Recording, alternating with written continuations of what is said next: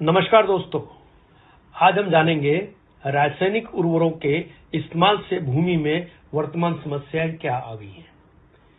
हमारा जो root zone है वो 6 इंच का होता है। 6 इंच का रूट जोन को हम बोलते हैं एक्टिव रूट जोन। अब ये एक्टिव रूट जोन के अंदर व्हाइट रूट्स का डेवलपमेंट होता है, इसके नीचे भी जाते हैं पर व्हाइट रूट्स का मैक्सिमम डेवलपमेंट 6 इंच के अंदर होता है। हम अपने जमीन में क्या क्या रासायनिक खादें यूज करते हैं, जैसे कि यूरिया, डीएपी और सुपर फॉस्फेट। ये हमने 1968 के बाद जब हमारी रासायनिक खेती शुरू हुई तो हमने डालना शुरू किया अपने खेतों के अंदर। अब अपने खेतों में अपन जब यूरिया डालते हैं तो हमको ये समझना जरूरी है कि यूरिया में क्या है। अब यूरिया के बोरे पे अगर आप देखेंगे तो उस पर लिखा है नाइट्रोजन 46%, पर नाइट्रोजन तो 46% है, बाकी बचा हुआ क्या है? बचा हुआ 54% जो है वो सॉल्ट और कचरा है। ऐसे ही डीएपी में कुछ परसेंटेज अच्छा मटेरियल है और कुछ जो है वो फिर से कचरा और सॉल्ट है। ऐसे ही सुपर फॉस्फेट में। अब ये सारी चीजें हम जब जमीन में डालते हैं तो जमीन में क्या हुआ है? जमीन में ये चीजें डालने से, कचरा डालने से जमीन हार्ड हो गई है।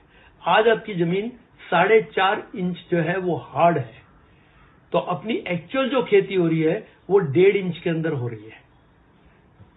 अब 1.5 इंच की खेती मतलब कितनी कम हो गई है।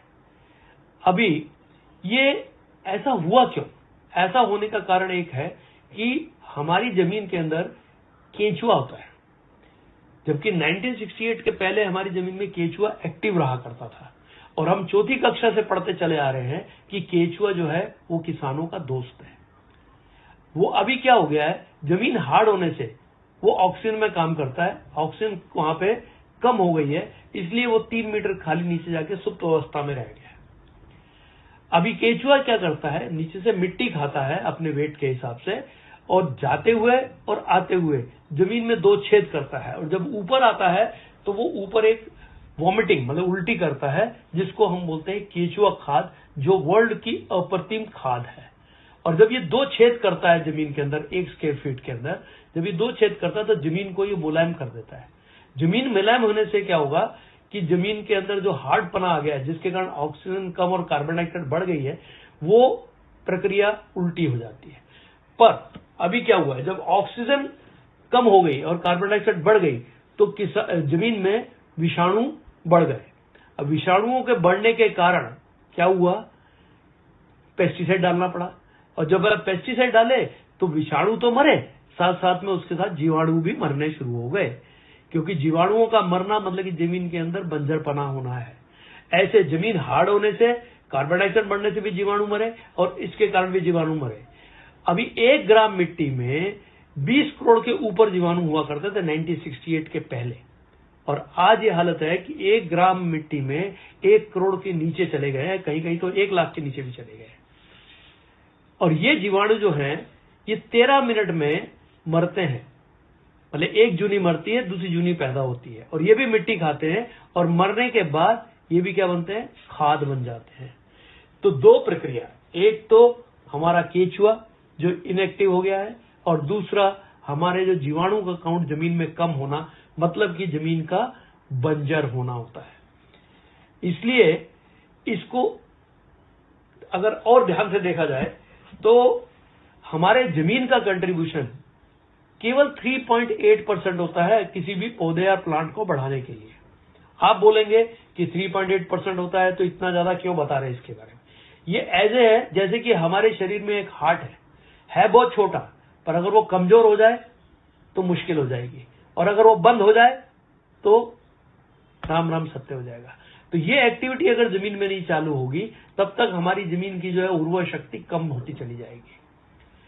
पर 96.2% जो है वो कहां से आ रहा है, हवा, पानी और सूरज, जो कि फ्री ऑफ कॉस्ट हमको अवेलेबल है। और आपको ये जान के हैरानी होगी कि एटमॉस्फेयर में नाइट्रोजन जो है वो 78% है, 78%। अब 78% नाइट्रोजन जो हवा में अवेलेबल है, उसकी खींचने की ताकत ना होने के कारण प्लांट में, उसके कारण ये सब प्रॉब्लम खड़ी हो गई है। तो हमको ये 3.8% अगर दुरुस्त कर देते हैं तो क्या होगा कि हमारे ऑक्सीजन कंटेंट बढ़ेगा, जीवाणु का काउंट बढ़ेगा। तो जीवाणु का काउंट बढ़ने से क्या होगा, पौधों को खाद ज्यादा मिलेगी। तो रूट्स जो है वो ज्यादा खाना उठा के ऊपर पत्तों को देंगे, पत्ते जिससे बड़े हो जाएंगे, डार्क हरे डार्क हो जाएंगे, और पत्तों पे जो ऊर्जा है, खींचने की ताकत है, वो बढ़ जाएगी। ताकत बढ़ने से क्या होगा, जब पत्तों की ताकत बढ़ जाएगी, खींचेगी, उसके खाना ज्यादा बनेगा, तो फूल ज्यादा आएंगे, तो फूल जाएंगे तो फल ज्यादा आएंगे। अभी हमारा दुर्दैव क्या है? दुर्दैव हमारा यह है कि 78% नाइट्रोजन जो फ्री ऑफ कॉस्ट हमको एटमॉस्फेयर में अवेलेबल पड़ी है, केवल हमको अपने पौधों के पत्तों का साइज बढ़ाना है, पौधे की ऊंचाई बढ़ानी है और हरा डार्क करना है, जिसके कारण वो खींचने की ताकत उनकी बढ़े। हम यूरिया बाजार से खरीद के जिसमें 46% नाइट्रोजन है, और उसके साथ कचरा हम खरीद के अपनी जमीन में डाल रहे हैं। मतलब कि क्या हो रहा है कि हम उलट काम कर रहे हैं।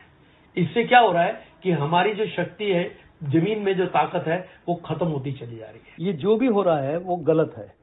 इसलिए अगर हमारे जमीन अंदर व्हाइट रूट्स ज्यादा होंगे और हमारे यहाँ जीवाणु का काउंट ज्यादा होगा, तो खाद बनने की प्रक्रिया भी ज्यादा होगी, और उससे क्या होगा कि वो खाद जो है वहां से जो ट्रांसपोर्ट होगी प्लांट के ऊपर, तो पत्तों का साइज भी बड़ा हो जाएगा, पत्ते डार्क ग्रीन हो जाएंगे, पेड़ के ऊंचाई बढ़ जाएगी। उससे क्या होगा कि वहां से जो 96.2% फोटोसिंथेसिस प्रोसेस जिसको बोलते हैं, प्रकाश संस्करण करना बढ़ जाएगा, जिसके कारण जो है वो ज्यादा खाना जो है हमारे पत्तों पे बनेगा। पत्तों पे ज्यादा खाना बनने से क्या होगा कि फूल ज्यादा आएंगे और फल ज्यादा आएंगे। Thank you.